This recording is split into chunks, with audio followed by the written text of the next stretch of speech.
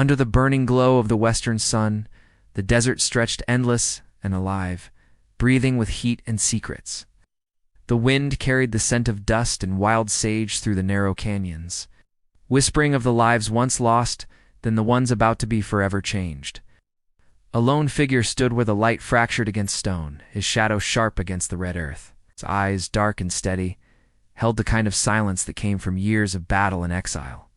He was Apache-feared, hunted, and unbroken, and before him stood the one thing he could not fight, the trembling heartbeat of a woman who did not belong to his world.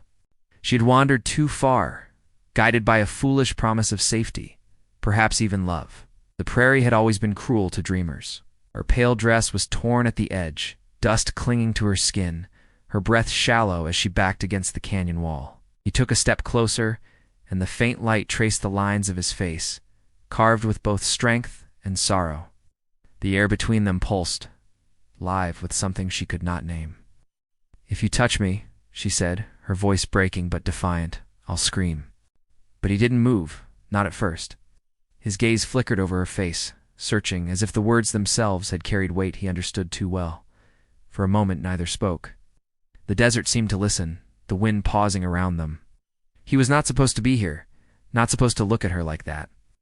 She was a settler's daughter raised behind wooden fences, and taught that men like him were monsters. Yet as the sun dipped lower, bathing them both in amber light, she realized that his eyes held no threat, only a strange kind of longing that frightened her more than his strength ever could. He stepped forward finally, and she felt the ground tilt beneath her. The way he moved, silent, deliberate, was not like any man she'd known. His voice, when it came, was low and rough, like the echo of the canyon itself. "You are far from your people. I was told the path led to the river," she whispered, clutching the thin fabric at her chest. His lips curved slightly.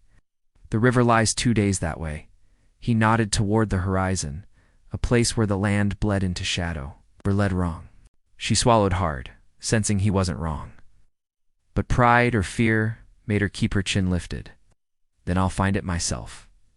You won't survive the night," he said simply, turning as if to leave her there. And she almost let him go. Almost, but the desert was already growing cold, and the wind carried the howls of coyotes through the rocks. Her heart raced as she watched his tall figure fade into the haze of dusk. Something inside her broke before the dark could swallow him completely. "Wait," he turned. And that one word, small and desperate, hung between them like a fragile thread. The fire that night burned low, crackling between them. She sat wrapped in her shawl, stealing glances when she thought he wouldn't notice. The Apache warrior said little, his face caught between shadow and flame. He seemed more a spirit than a man, born of the land itself.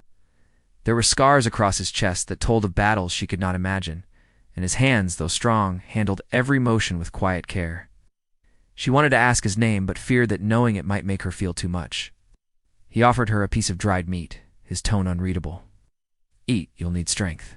She hesitated before taking it, her fingers brushing his by accident. The contact was fleeting but sent a shiver down her spine. Her pulse quickened, though she didn't understand why. She'd been told stories of Apache raids, of cruelty and vengeance. Yet sitting here, in the silence of the wilderness, she saw only a man carrying 1,000 untold stories in his eyes. As the night deepened, a storm began to form over the horizon. The wind picked up again, swirling dust and embers. He looked toward the sky, his expression darkening. "The sand will rise. We need cover." "Where will we go?" she asked. He motioned toward a narrow ridge in the rock. "There's a hollow there. It will keep the wind out." When they reached it, the world had turned gold and red with lightning flashes. The cave was small, barely large enough for two, and the storm outside roared like an angry beast. She trembled, pulling her shawl tighter. He moved closer, his warmth steady beside her. "You're afraid," he said, though it sounded more like an observation than a question. "I'm not," she lied, her voice shaking. He glanced at her again, his dark hair damp from the rain. "You should be." When the lightning flashed again, she saw the scars on his back marks, not just of war, but of punishment. It made her chest tighten with questions she dared not ask. There was something in the way he carried himself haunted, proud, untamed. He wasn't merely surviving this land. He belonged to it. She turned away, staring at the storm outside, though every sense in her body was aware of him beside her. The air grew heavy, filled with the scent of rain and earth. His breathing was slow, deep, like the rhythm of the desert itself. She closed her eyes, willing her heart to steady. "Why are you helping me?" she finally whispered. He was silent for a long time before answering. "Once, a woman helped me when she had no reason to. She paid for it with her life." The words fell between them, soft but sharp enough to cut through the sound of thunder. She looked at him, searching his face, but he had turned away, lost somewhere far from the storm. Something unspoken moved between them, something that felt dangerous, forbidden, and yet impossible to deny. By the time the wind settled, the night was almost gone. The first light of dawn touched the desert in pale shades of rose. She hadn't slept. He stood near the cave's mouth, watching the horizon, his silhouette framed by the soft glow. "Will you take me to the river?" she asked quietly. His shoulders stiffened. "If I take you, they will think you belong to me." Her breath caught. "Do you want me to?" He turned then, and for the first time, she saw conflict in his eyes. The world outside seemed to hold its breath. "It doesn't matter what I want," but she saw the truth in the way his gaze lingered, the way his jaw tightened, as though he was fighting something deeper than words. He took a step toward her, then stopped, the distance between them electric and fragile. "You should go back," he said, though his voice had lost its certainty. "Back to what?" she whispered. "There's nothing waiting for me there." Silence followed, long and charged. Could have turned away again. He could have left her to the desert. But instead, he reached for the small leather cord around his neck, pulling free a pendant shaped like an arrowhead. He held it out to her. "If they see this, they'll know you are under Apache protection," he said. "No one will harm you." She stared at the pendant, her fingers trembling as she took it. The metal was warm from his skin. "And what about you?" He looked past her, toward the vast horizon where the sun rose like fire. "The desert doesn't protect its own." The words hung there, heavy with meaning. She didn't understand all of it yet, but she would. The moment he turned to walk away, she felt something twist inside her. The story between them had only begun, and already it burned brighter than the sun above. When she stepped out into the light, the wind caught her hair, and for a heartbeat. She thought she heard his voice behind her low, and distant like the echo of a promise the desert itself refused to forget. The morning sun rose slowly over the desert, painting the canyon in shades of gold and red. The woman walked behind the Apache, her steps unsteady, her heart still caught in the storm of the night before. Each time the wind shifted, carrying the scent of dry earth and smoke, she thought of how close she had been to being lost in. How strange it was that the man beside her, the one she'd been taught to fear, had been the one to save her. The land stretched endlessly around them, silent and raw, broken only by the sound of their footsteps over sand and stone. She didn't know his name yet. He hadn't offered it, and she hadn't dared to ask again. There was something sacred in his silence, something that felt like a wound he didn't want touched. But there were moments small, fleeting ones, when she caught him watching her from the corner of his eye, and she felt an unspoken question forming between them. By midday, the heat pressed down like a weight. He stopped near a dry riverbed and lifted his hand, signaling for her to rest. She sank to the ground, grateful for the pause, but he stood still for a moment longer, scanning the horizon. His sharp eyes seemed to catch things she couldn't see: tracks, shadows, whispers of danger carried by the wind. "Are we being followed?" she asked, her voice barely above a whisper. He turned to her, his expression unreadable. "Always," he said. She tried to smile, though it faltered. "By who?" "Men who want to see me dead," he replied simply, kneeling beside her to check his bowstring. "And men who'd kill you for being with me." The words hit harder than she expected. She looked at him, at the marks on his shoulders, the deep scar running along his arm. He carried the history of violence in his body, but not in his eyes. They held something quieter, something that made her wonder what kind of man he had been before the world turned cruel. She reached into her small satchel and offered him a strip of cloth torn from her sleeve. "Ow." "For your arm," she said. He looked at her hand for a long time before taking it. "You shouldn't waste it," he murmured. "It's already torn," she replied softly. "Might as well use it for something." He bound the wound in silence, his fingers rough but careful. When he finished, he nodded once, almost like a thank you. She noticed how the sunlight caught the faint patterns painted along his chest, faded symbols that looked like they once meant something. "What do they stand for?" she asked, pointing gently. His eyes darkened. "My clan," he said, after a pause. "Before the war, before everything changed." "What happened?" He didn't answer right away. Instead, he looked out at the desert again, his jaw tight. "The bluecoats came," he said finally. "They said they brought peace. But peace to them meant taking everything." She looked down, not knowing what to say. She had heard her father and his men speak of the wars with pride, of the settlements expanding and the lands being won. But sitting here beside this man, the truth sounded nothing like victory. "My father," she began, then hesitated. "He was with the army once. He said it was God's will." He looked at her then, really looked, and something cold flickered in his gaze before it softened again. "Then maybe God has many sides," he said quietly. The wind picked up, swirling dust around them. For a while neither spoke. She watched him pack away his bow, his movements calm and practiced. The longer she stayed near him, the more she noticed the contradictions, the warrior's strength, and the gentleness in his gestures, the anger buried deep beneath control. As the day went on, they followed the dry riverbed westward. The landscape began to change, more shrubs, more signs of life. She saw animal tracks near the edge of the sand and felt a small spark of hope. But the Apache stopped suddenly, raising his hand again. She froze. "What is it?" she whispered. He crouched low, studying the ground. "Riders," he said. "2, maybe 3. Not far." Her pulse quickened. "Soldiers." He nodded once.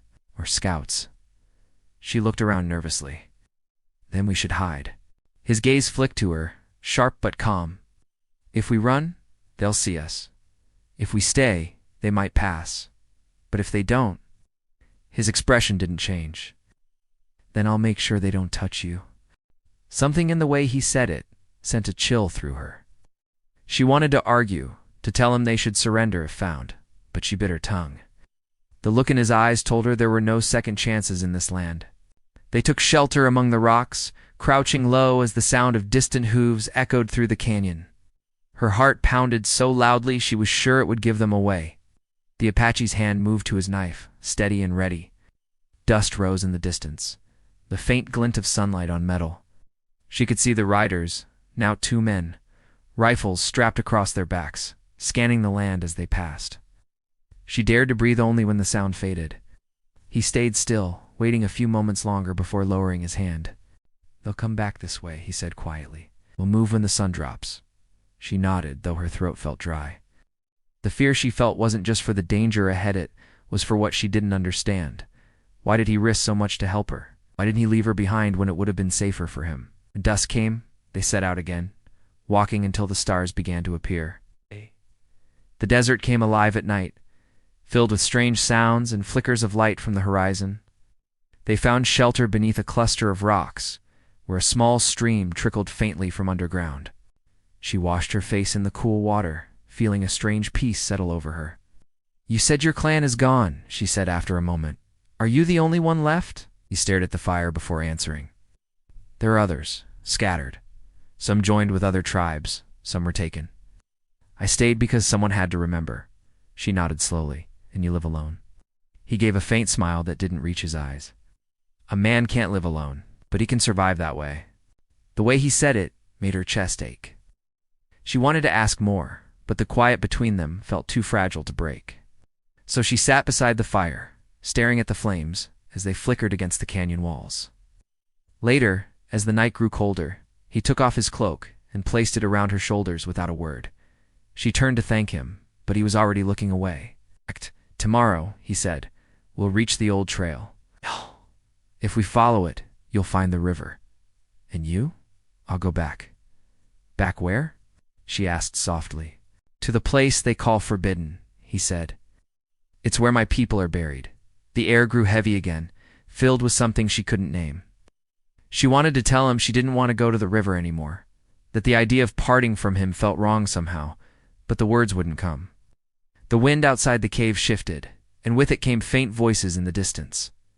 The Apache stiffened, his hand moving to his knife again. She froze, listening. The voices were faint, but growing closer, men's voices, rough and angry. He looked at her, his eyes suddenly fierce. "Stay here," he whispered. "Don't move." Before she could protest, he slipped into the night, disappearing into the shadows as if the darkness itself obeyed him.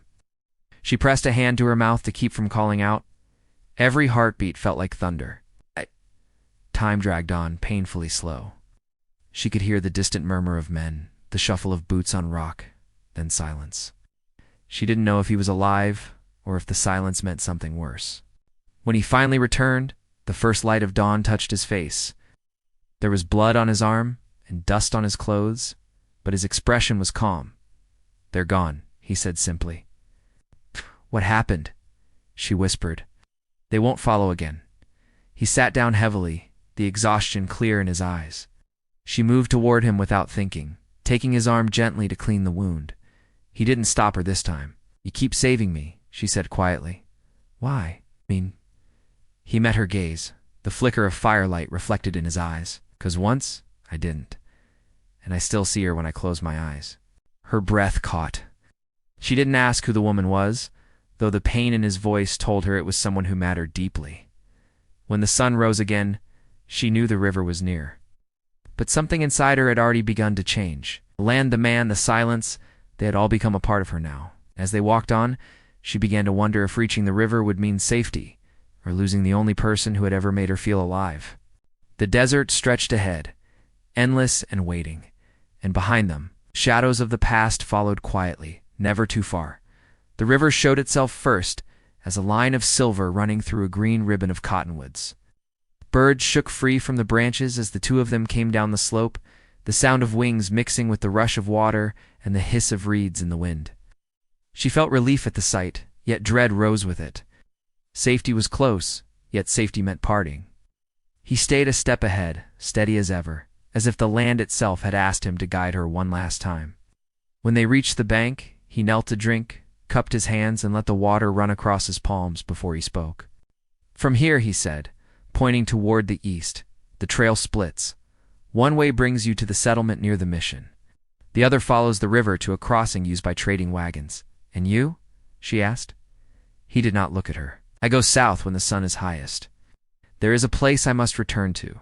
He paused, then added, "The scouts we saw were not just hunting. They were measuring the ground. Something is coming." The thought of more soldiers, more fences pushed into the soil, made her stomach twist. She had grown up with those fences, had painted them white in the summer heat, had watched calves stumble through the gates. The older she got, the more the fences felt like stakes hammered into a living body. Her father called it progress. He had taught her to say the word with pride. She gathered water in a small tin cup and sat beside him. "The mission," she murmured, eyes on the current. "There's a priest there who knew my mother. He would help me." She let the words hang while a different truth pressed forward. "But I owe you more than a prayer and a goodbye." He shook his head. "You owe me nothing." "I owe you my life," she said. "I owe you honesty." She set the cup down and twisted the leather cord around her wrist. The arrowhead pendant swung against her skin. "I was promised to a man back at the settlement. It was a bargain like many others. New supplies for the ranch. Protection when the winter came. My father agreed. I agreed to, or I told myself I did, because I thought it would keep the peace." She drew a tight breath. I told him I belonged to him. I wanted to keep my word. Then I got lost, and you found me. And now, that promise feels like something I said of a person I used to be." He stood, arms crossed as he studied the far bank. When he finally faced her, his eyes were careful and steady. "A promise made in fear is a chain," he said, "but chains can bind both people. If you break it, the man you promised may turn that chain into a weapon." "He can try," she said, though her voice did not match her bravado. She remembered the man's quiet smile, the way he measured every room before entering, the talk of ranchers banding together with a gang of hired riders who were no better than outlaws. "He knows the land, too. He doesn't forgive." The Apache listened without comment. She sensed he was weighing not just the danger, but the shape of the danger. The sun rose higher, dragonflies stitched the air above the reeds. Somewhere upstream, a soft splash sounded and faded. "Come," he said at last. Before you decide where to go, you should know what waits at the crossing." They moved along the river, staying inside the screen of brush. The farther they went, the more tracks they saw. Wagon ruts, boot prints, horseshoes. At a bend where the water widened to a shallow ford, they stopped. On the opposite bank stood a camp of canvas tents and fresh-cut poles. A line of yellowed shirts hung to dry. Men worked in small groups, driving stakes and stretching rope. Near the center, a tall banner had been planted, blue and frayed, with a faded emblem. Not a cavalry post, not yet, but something like a hand placed on the land in claim. "Surveyors," he said, "and men with rifles to guard them. The crossing will soon be a road." "What happens to your hunting ground, then?" He did not answer. She saw the answer in his jaw. The river was more than water to him. It was a path that held stories, a thread that bound families, seasons, and old promises made under winter stars. To see it measured and marked was to watch someone draw lines across a face he loved. They kept low and moved on. When they were well away from the camp, he led her to a rise where the cottonwoods thinned and the land opened to a view of both the river and the plain. From there, she could see distant smoke and a glimmer of rooftops that must have been the settlement. She could also see the long scar of a dry gully that cut toward the south, right where he had said he would go. He stood at the edge for a long time, silent. "My people kept to a winter camp beyond that ridge," he said. "Ground is sacred. We burned sage there when children were born. We buried our old there when the last snow melted." His voice dropped. "Now, riders wait in that gully. They looked for me in the night. If I go alone, I can draw them away from the river. If I do not go, they will keep hunting, and they will find an easier target than me." She knew what he meant. Easier prey looked like a wagon with family goods or a girl walking in the open under a church steeple. She tried to imagine what decision a reasonable person would make. A reasonable person would thank him and follow the road to the mission. A reasonable person would keep to the fences. "I am not reasonable," she said under her breath, surprised to hear the words aloud. He almost smiled. "Had the canyon taught you quickly?" Before she could speak again, they both heard it. A single rifle, shot far behind them, turned thin by the wind. Then another. The camp at the crossing had started something or answered something already underway. The Apache studied the sky as if reading a message there, then angled his head toward the brush. "Stay off the ridge," he said. "Follow the line of cottonwoods until you can see the church spire. Do not stop for anyone. Do not show the pendant unless you must." He paused. "If the priest you know can be trusted, tell him the men at the crossing will not wait for permission to build that road. He will understand the trouble that brings. And you will go south," she said, heat climbing into her face, into a trap, into a choice. He corrected. "There is a difference." She wanted to grab his arm. She wanted to keep him from walking into the shadow he had carried so long. She wanted to tell him the truth in plain words. The promise she had made back at the ranch felt like a door that had been closed by someone else. Whatever she felt now was a door she had opened herself, without meaning to, yet she could not pretend it was not there. She reached for him and then stopped, remembering the first words she had ever spoken to him. "If you touch me, I'll scream." Now her hands shook because the only scream she felt near her throat was the one she would let out if he left and did not return. He seemed to read the battle inside her. He took the pendant cord between his finger and thumb and tightened the knot where she had tied it around her wrist. "Hold to this," he said. "It is not a claim. It is a shield. And if I want it to be more than a shield—" The question slipped out before she could tame it. He drew a slow breath. "Then you must be stronger than the wind when men speak your future for you. I must be stronger than the fire that wants to answer your heart with mine." His eyes softened. "Do not mistake silence for lack of feeling. Silence keeps us alive." He stepped back then, and the distance returned like a cold river crossing. He gave her a final look that was both farewell and command, then moved toward the south gully, melting into the brush without sound. She stood until the wind carried away the shape of him. Then she turned and followed the cottonwoods, moving fast and low. The settlement's church showed itself after two bends, its wooden cross weathered and gray. She thought of the priest and of her mother's letters in a box at the ranch. She thought of the man who waited at the ranch with his men and his quiet smile. She thought of the road being hammered at the crossing and of surveyors who believed maps could tame everything. A bell rang as she reached the mission yard. A pair of children ran past, chasing a stick. Chickens scattered from the shade. She found the priest where he always had been when she was little, near the adobe wall with a broom in his hands. He was older, thinner, his hair whiter, but his eyes were still sharp. "Child," he said, surprise melting quickly into concern. "You look like the desert walked you here." She hugged him without warning and felt his ribs under the cloth. Words tumbled out. The storm, the cave, the riders, the crossing with its banner and poles. She did not say the word love. She said the word danger more than once. She said the word road as if it were a disease. The priest listened and then led her into the cool of the chapel. He poured water and brought a crust of bread, the old rituals of care. "The surveyors came last week," he said when she finished.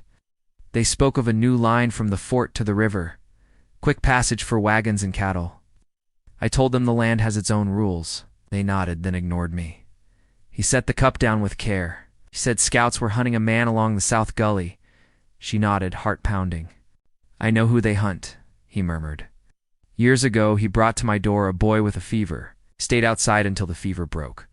He never crossed the threshold, never asked for payment or thanks. He left before dawn.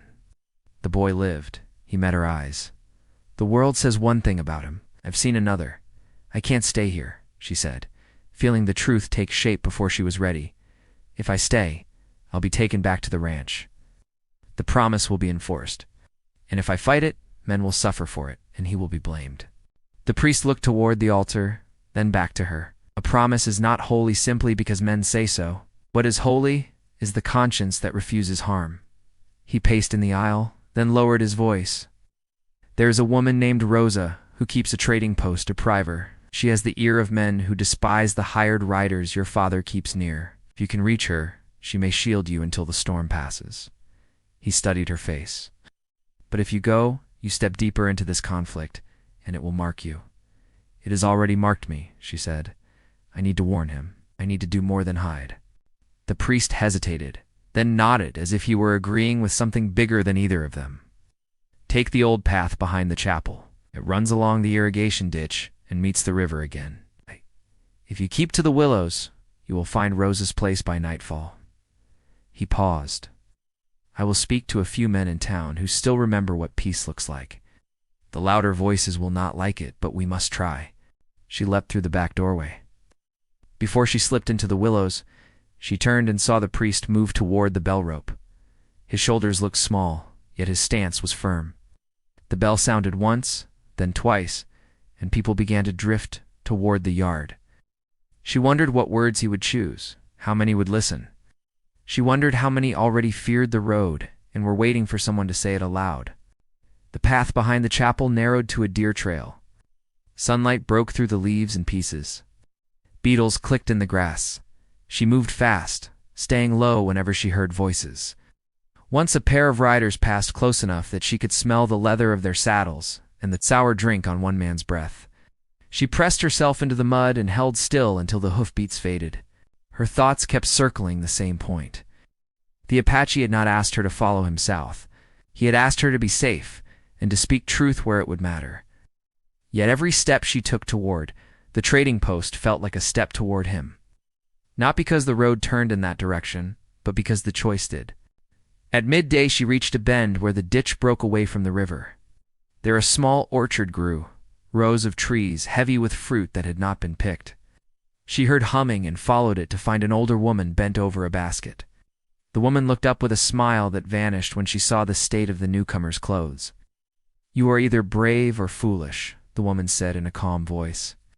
"Both make for good stories and bad endings." "I'm looking for Rosa," she said. "You found her." Rosa straightened, eyes taking in every detail. "Your dress says ranch. Her hands say work and fear." She nodded to the pendant. "And that says someone is watching you from the brush." "I need help," she said. "And I need to warn someone. The gully south of the river is watched. The crossing is becoming a road. There will be blood if no one speaks." Rosa studied her a moment longer, then gestured toward the shade of a wagon. "Eat first." Then we will decide what you can do that won't get you killed before sundown." As she bit into fruit for the first time in days, voices rose from the path. A pair of men stepped into the orchard, hats low, eyes hard. Their boots carried dust from the south gully. One lifted his chin at the sight of Rosa, then at her. "Afternoon," the taller one said, a greeting that had no warmth in it. "We're asking about a man seen near the ridges, Apache scars on his arm. You know how it is, a reward if someone points the way." Rosa's expression did not change. "I sell fruit and coffee, not people," she said. The tall man's smile was small and cold. His gaze moved to the pendant at the newcomer's wrist, then back to Rosa. "Sometimes fruit spoils, if it sits too long," he said, "and coffee grows cold. No use then." Rosa did not blink. Spoiled fruit feeds the earth, and cold coffee still fills a belly. She opened her palm as if offering them nothing more dangerous than shade. "Buy something or ride on." The men looked at each other. A smaller one, who had a scar near his eye, spit into the dirt purely to mark the space. They turned and walked out the way they had come. Only when the orchard swallowed them did Rosa exhale.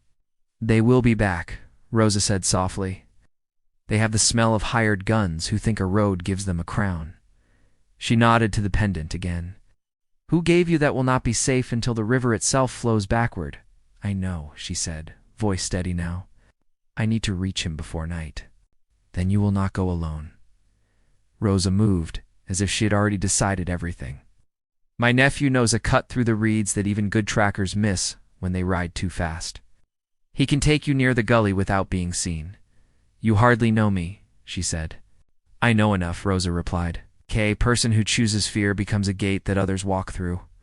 A person who chooses courage becomes a wall that makes men look for another path." She flashed a quick smile.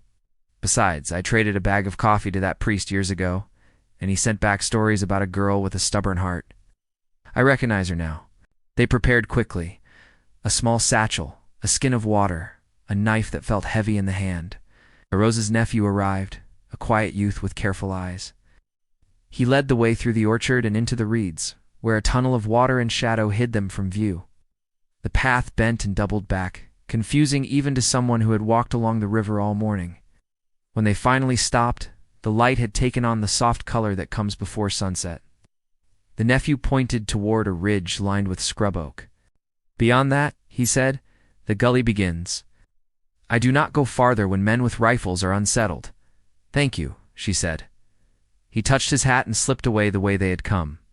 She moved the last stretch alone, each step measured, each breath held until it hurt. The reed tunnel gave way to open ground.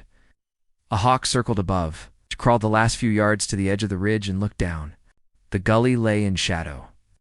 3 riders waited near the mouth, horses restless, rifles across their laps. A 4th man stood on foot with a lariat in his hands, practicing quiet throws. Their voices carried up in rough pieces, cheered the words bounty, south trail, evening light. She did not see the Apache. Then the wind shifted and she saw him after all, not in the gully, but higher on the far slope, moving like a shadow through mesquite. He had circled them. I had become the hunt. Her heart hammered against the dry earth. She had come to warn him and found him already inside the circle. If she called out, the riders would hear. If she stayed silent, the noose would tighten. The sun lowered, the light thinned. Somewhere behind her, far off, a bell rung once from the mission, as if the priest had sent the sound into the wind on purpose. She pressed her palm to the pendant and kept her eyes on the slope, willing him to look her way just once.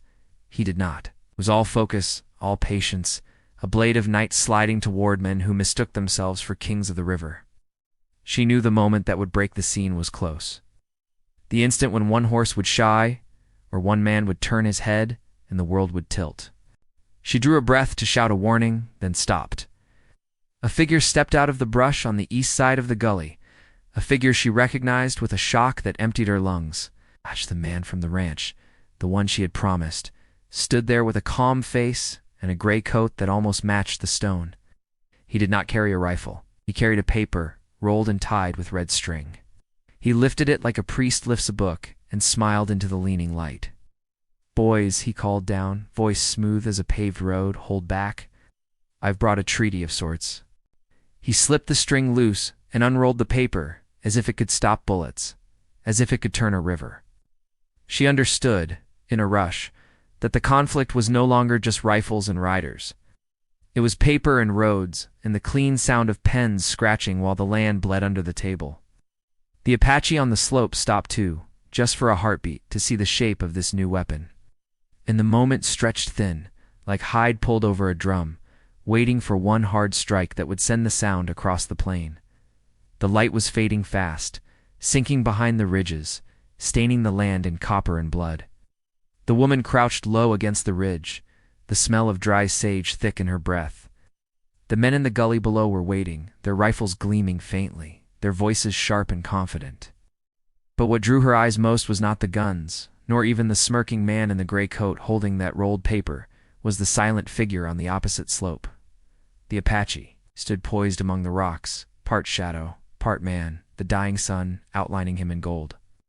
Every instinct in her screamed that he was about to do something that would change everything. The man in the gray coat, the one she had once promised to Marion, rolled the paper slowly, his voice carrying up the ridge. A treaty signed and sealed, he called out, "No need for more blood. The land beyond the river will belong to those who can make use of it. And as for the savage who's been hunting our men, the price for his head still stands." The words twisted inside her chest like a knife, said them as if reading from a sermon, calm and certain. But his eyes betrayed a flicker of satisfaction, the kind that came only from cruelty disguised as justice. The other men shifted uneasily, unsure whether to lower their rifles or raise them higher. The Apache didn't move. From where she hid, she could see his profile, steady, unflinching. But she knew him enough by now to sense the storm gathering beneath that stillness. He had seen the same kind of paper before, she was sure of it. Words used as weapons, ink to bury people instead of remembering them. The man in the coat went on, his tone almost mocking. "Come down from those rocks, warrior. I've got no quarrel with you. The law will decide your fate, not my rifle." The Apache's voice broke through the tension, low and even. "The law that steals a river is not law. It's hunger wearing a soldier's face." That made a few of the riders laugh, but the man in the coat didn't. His smile faded. "You've got a clever tongue for a man who's run out of places to run." "I'm not running," the Apache said. The silence that followed was heavier than any sound. She felt her heartbeat climb into her throat. Her hand clenched the pendant on her wrist so tightly the cord dug into her skin. The sun slipped lower, shadows deepening in the gully. The air felt thick, waiting for a spark. From her position, she could see the man she once called her betrothed glance toward the ridge she was hiding on. It was a small movement, but it froze her blood, he knew. Somehow, he had known she was here all along. His voice softened, almost kind, as he looked toward the Apache again. "You don't have to die here," he said. "There's a better way." "The woman who wandered off the rancher's daughter, they say, she's alive because of you. You bring her back now, unharmed, and maybe I'll forget you ever existed." Her breath caught. Every man in the gully turned their head at once, scanning the rocks. The Apache didn't answer. He didn't even look her way. But she saw the faintest tightening in his jaw, the smallest flicker in his eyes. He knew she was there, and that was enough. "I won't ask again," the man called out, louder this time. "Bring her down, and you can walk away." The Apache finally moved. Slowly, deliberately, he stepped from the shadows and into the light. He raised his hands halfway, not in surrender, but in warning. "You speak like a man who owns the wind," he said, his tone sharp as flint. "But the wind carries words farther than bullets. Remember that?" Then he dropped one hand to his side. The riders tensed, rifles rising. The sound of cocking metal echoed through the canyon like thunder rolling across the plains. She wanted to shout, to do anything to stop what was about to happen, but fear pinned her in place. Every nerve in her body told her that one wrong sound would bring death. The man in the coat raised a hand, signaling his men to hold fire. "I'll make it simple," he said. "Step down, or I'll burn every inch of this river valley, until not even your ghosts can hide." That was when the Apache moved faster than her eyes could follow. In one motion, he pulled the bow from his back and drew it, the arrow gleaming with light. The shot came before any of the men could react. The arrow struck the banner in the center of the camp, splitting it clean through. The fabric fell into halves, fluttering into the dust. For a heartbeat, no one breathed. Then chaos erupted. The riders fired, shouting, scattering to take cover. The Apache vanished into the rocks again, his movements swift and precise. Bullets struck stone, sparks leaping from the walls of the gully. She pressed herself to the ground, her heart pounding in her ears. Below, the man in the coat shouted orders, his voice steady despite the sudden storm. Find him, spread out. He's only one man.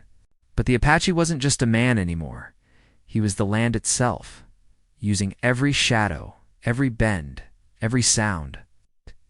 His arrows came from nowhere, silent and sure.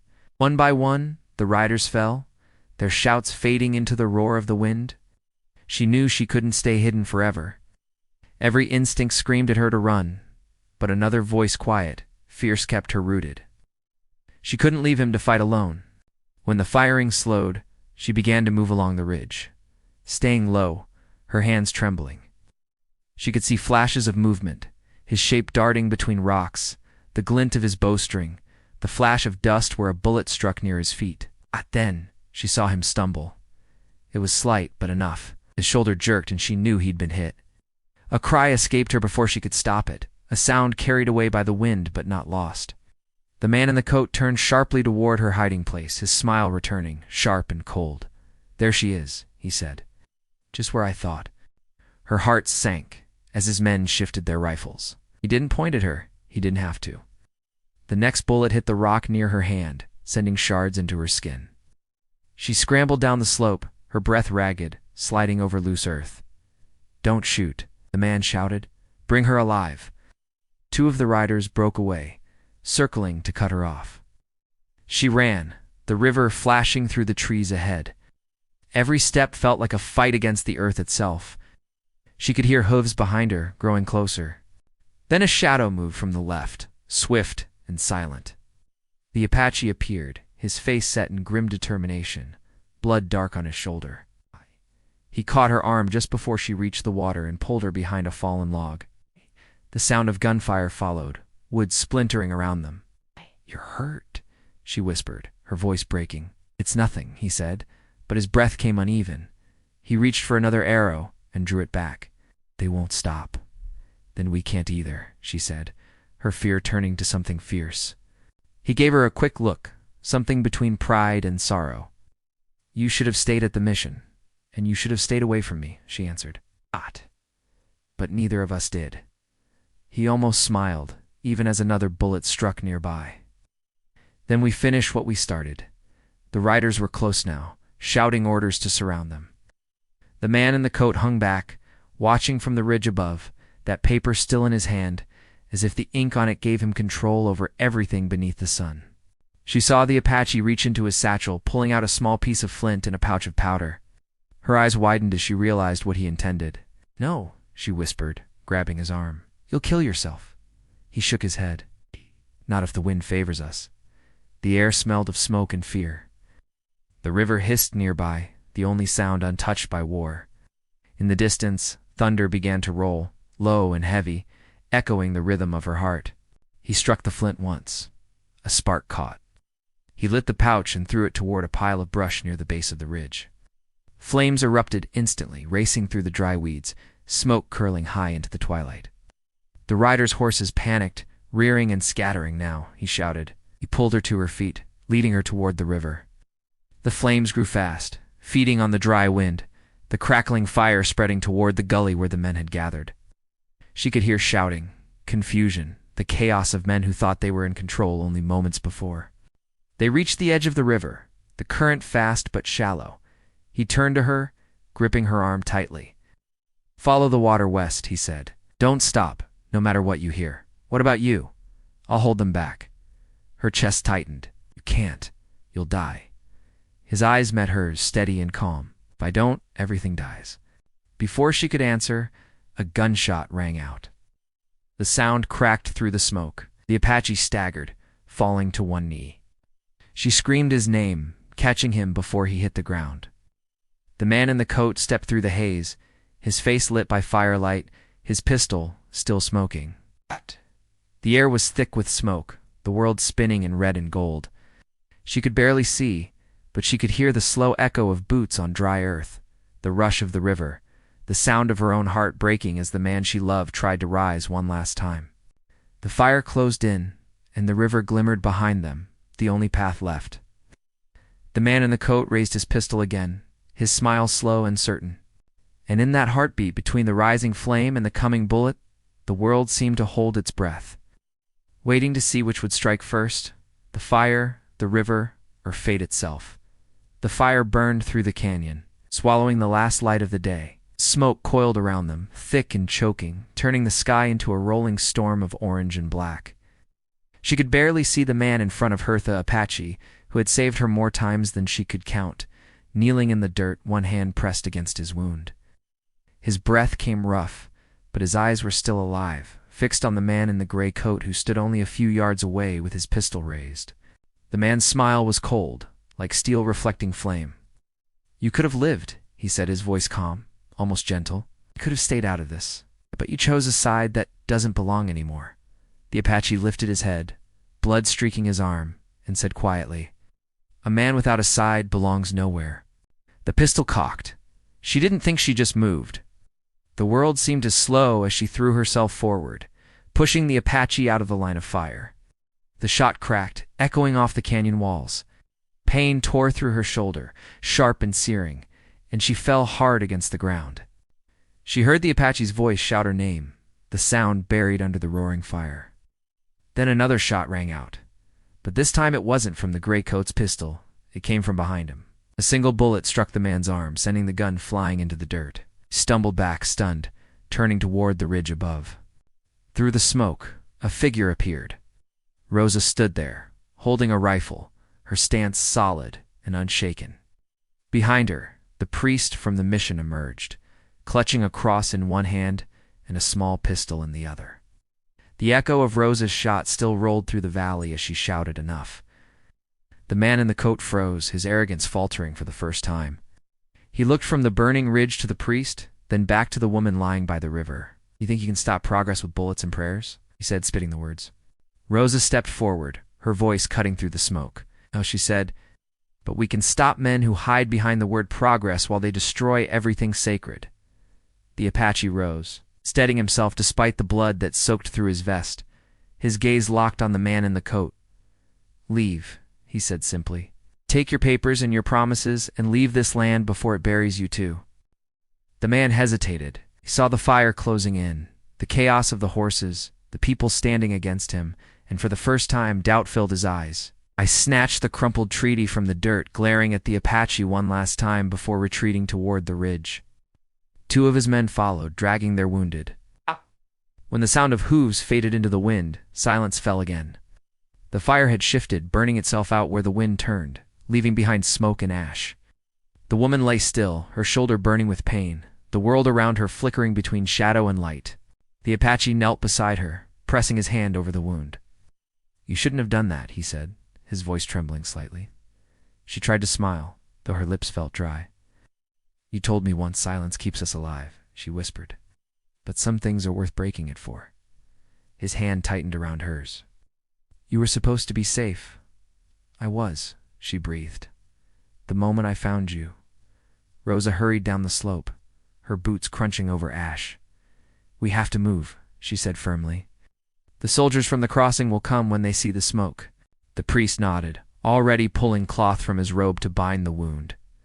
"God bless the stubborn," he muttered softly. "Oh, you two will need every ounce of strength left in you." With their help, they reached the river. The Apache supported her as they crossed, the cold water numbing her arm, washing away the blood. On the far bank, the night opened up before them, quiet, endless, and filled with stars. The desert smelled of rain and smoke, the kind that promised rebirth after ruin. They followed the river west until Rosa found an old adobe shelter half buried by sand. There they stopped. The priest tended to her wound, while the Apache sat by the doorway watching the horizon. When the pain dulled, she turned her head toward him. "What happens now?" she asked, her voice weak. He didn't answer at first. His eyes were on the land, the same land that had carried his people's laughter and grief for generations. "They'll come again," he said finally. "Men like him always do. They take, and when there's nothing left, they take more. But you'll stop them," she said. His gaze softened. One man can't stop a river that's been forced to change its path. But he can remind it where it came from. She understood. His fight was never just about one battle, it was about memory. It's about keeping something alive that the world wanted to forget. Rosa joined them, sitting on a stone near the fire. Da-da-da-da-da-da-da. The priest went back to the mission, she said quietly. We'll tell them the soldiers were misled. Maybe that'll buy time before the next storm. She looked at them both, her expression a mix of exhaustion and pride. You two lit a fire that won't die easy. Just be careful it doesn't burn you too. That night, the desert was silent, except for the whisper of wind through the mesquite. The woman couldn't sleep. Pain throbbed through her arm, but it wasn't the wound that kept her awake. It was everything she had seen and lost. She looked at the Apache sitting by the fire, the light flickering over his face. When I first saw you, she said softly, I was afraid. Everyone told me to be. But I think I was afraid because you made me see something I didn't understand. He turned toward her, his eyes reflecting the flames. And now I see that you were never the danger, she said. The danger was forgetting that hearts don't know fences or borders. He nodded, slow and thoughtful. Then you've learned what many die without knowing. A faint smile touched her lips. So what happens to us now? He looked at the horizon, where dawn began to touch the sky with faint gold. You have a home to rebuild, he said quietly. And I have ghosts to bury. Her throat tightened. You're leaving. He didn't answer right away. Instead, he reached for the pendant around her wrist, untying the cord with careful fingers. He held it for a moment, the arrowhead catching the firelight. Then he pressed it into her palm. Keep it, he said. It's no longer a shield, it's a memory. When you wear it, remember that this land still breathes. She wanted to speak, to ask him to stay, but words felt too small. He stood, the wind lifting his hair, the first light of morning painting his figure in gold. For a long time, neither moved. Then, without another word, he turned and walked toward the rising sun. Rosa placed a hand on her shoulder, steady and kind. He'll come back when the wind changes, she said quietly. Men like him never vanish. They just become part of the stories. The woman looked down at the arrowhead in her palm, the metal warm against her skin. Then I'll wait, she whispered. And when he does, I'll be ready. Years later, the stories of that night still traveled through the desert towns. People spoke of a fire that saved a valley, of a warrior who stood against the men who called themselves saviors, and of a woman who carried his memory like a promise. The river still ran through the canyon, though its banks were changed by time. And some nights, when the wind moved through the rocks, it carried whispers that sounded like two voices, one calm as stone, the other soft as rain. The ranch was rebuilt far from the river, smaller, humbler. She worked the land with her own hands, planting wildflowers where fences once stood. Travelers passing through often asked about the necklace she wore, a weathered arrowhead tied with faded leather. She never told them the full story, only smiled and said, it reminds me that courage isn't born in comfort. And when the wind blew from the south, carrying the scent of sage and distant thunder, she would step out onto the porch, look toward the mountains, and listen. Somewhere out there, she imagined, a figure still walked beneath the open sky, watching the same sunrise, guarding the same earth. In the quiet of that moment, she understood that love was not always about staying it was about remembering. It was about two souls bound, not by possession, but by purpose. She had kept her promise, not to the man she once feared, but to the one who had taught her what freedom really meant. The desert stretched wide and endless, but it no longer felt empty. The wind carried his name, the river carried his story, and her heart carried the rest. And though she never saw him again, she knew he was still out there, somewhere between the fire and the dawn watching, over the land that had bound them together forever.